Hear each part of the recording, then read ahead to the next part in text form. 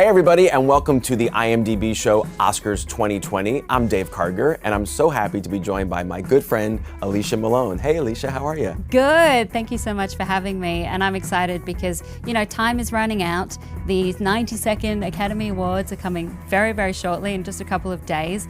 And so if you don't have time to see all of the Best Picture nominees or all of the films nominated, Dave and I are going to tell you about just a couple of films that we think you must watch before the ceremony on Sunday. That's right, we've got 6 in all to tell you about. Alicia, why don't you kick it off with your first pick? Well, I think you know my first pick because I wonder what it could be. Haven't stopped raving about this film since I saw it many months ago. Parasite, directed by Bong Joon-ho. It's the South Korean film that I'm so glad the Academy has picked up on. Not only up for Best International Feature Film, but many other categories, including Best Picture. Like his other films, it's a genre movie that has a lot to say. So in this case, it's a comedy thriller. There's about the class system in South Korea. It follows 2 families, one living at the very bottom of the city in a semi-basement apartment, the other a rich family living at the top of the hill in a beautiful, shiny home.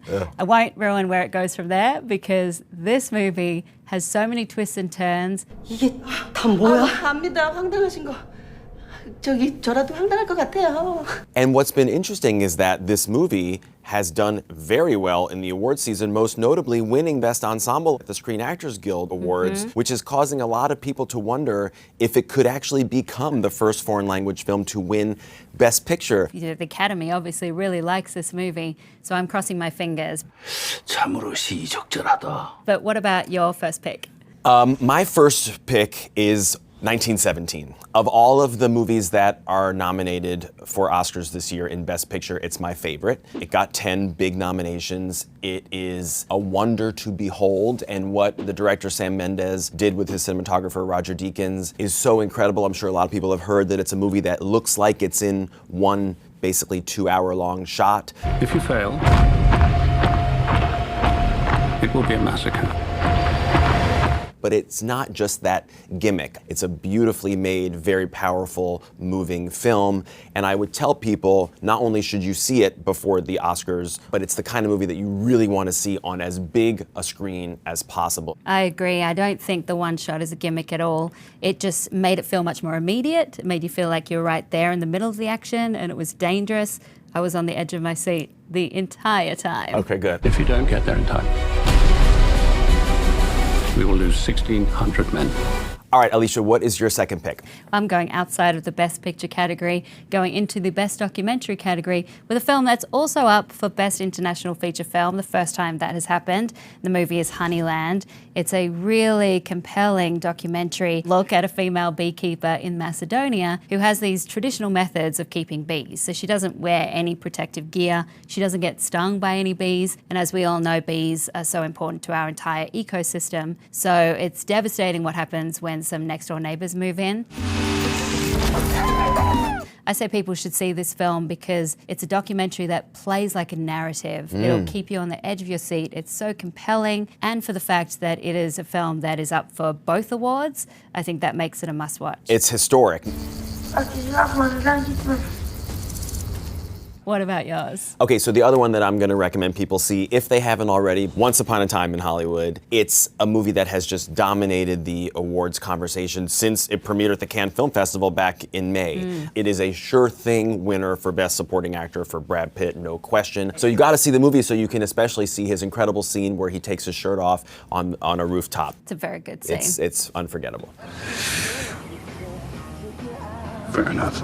I also think it's pretty much got Best Original Screenplay in the bag, which would be the 3rd time that Quentin Tarantino wins a screenplay Oscar. And it's just the kind of movie that I think the Academy is going to take a shine to because, of course, it's about Hollywood. It's about performing. And it's a really well-made film, you know, one of Tarantino's revisionist history films, which I really like. That's both flattering and embarrassing. Well, my third pick is Little Women, directed by Greta Gerwig. I still wish that she was up for Best Director because I think what she did with this film is so unique. Obviously, the book has been around for many years. It was first published in 1868. But Greta somehow managed to make this film feel timely, relevant, fresh, modern. And if the main character is a girl, make sure she's married by the end. Ow, Joe! Okay, so as someone who loves classic films as much as you do, how do you compare this Little Women to the older Little Women, the Katharine Hepburn one, the Elizabeth Taylor one, the Winona Ryder one? Yeah, I always have a soft spot for the 1949 version with Elizabeth Taylor in a terrible wig, just because that was the one that I saw first. And I also love Katharine Hepburn as Jo, the way she says Christopher Columbus. Christopher Columbus! Joe, don't use such dreadful expressions. But now I would say Greta Gerwig's version is my favorite because I think she translated the book so well. It feels like a Greta Gerwig film, but very much honors the legacy of Louisa May Alcott.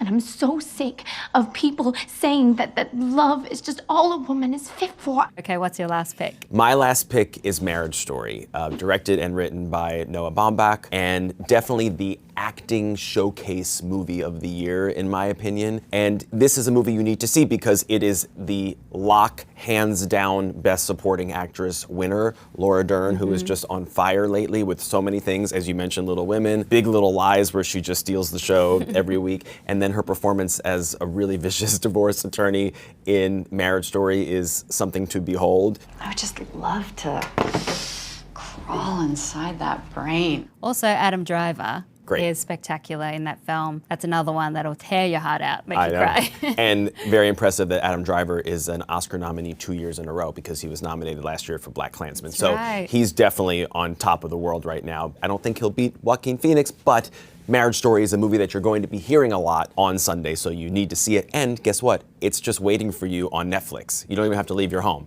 You don't think it's bad, do you? I don't ever watch TV, so, I can't tell. So let's go over our 3 picks. If you only see a couple of movies before the Oscar ceremony on Sunday, time's running out, here are the ones we think you should see. My choices, Parasite, because it's the film that everyone will be talking about and it's likely to take home many awards. Honeyland, because it's a unique documentary that's also up for International Feature Film. And Little Women, because Greta Gerwig really took a period film and made it feel fresh and modern and timely. And my 3 picks are 1917 because it got 10 nominations and is going to win at least 3 technical awards, if not Best Picture also. Once Upon a Time in Hollywood because it also might win Best Picture and it's definitely winning for Brad Pitt for Supporting Actor and Quentin Tarantino for Original Screenplay. And Marriage Story because it's on Netflix, very easy to watch, and Laura Dern is without a doubt going to win Best Supporting Actress. Let me get this out of the way. I think you're a wonderful actress. And Dave, tell us where you will be on Sunday. I'm gonna be right here on IMDb because the fabulous Aisha Tyler and I are going to be co-hosting IMDb Live presented by M&M's at the Elton John AIDS Foundation Academy Awards viewing party. We did it last year, we had such a blast. We're joined by wonderful celebrity guests and we're talking about the ceremony all night long. Please join us on IMDb. Yeah, that's right. It starts off at 4:30 p.m. Pacific time. It goes right throughout the Oscars telecast and beyond. Dave's going to be staying up very late, but you can all stream all the interviews, all the games, all the winner updates at imdb.com/Oscars. And of course, you can follow along on social media at IMDb. Happy Oscars, everybody. Thanks, Alicia. Thank you.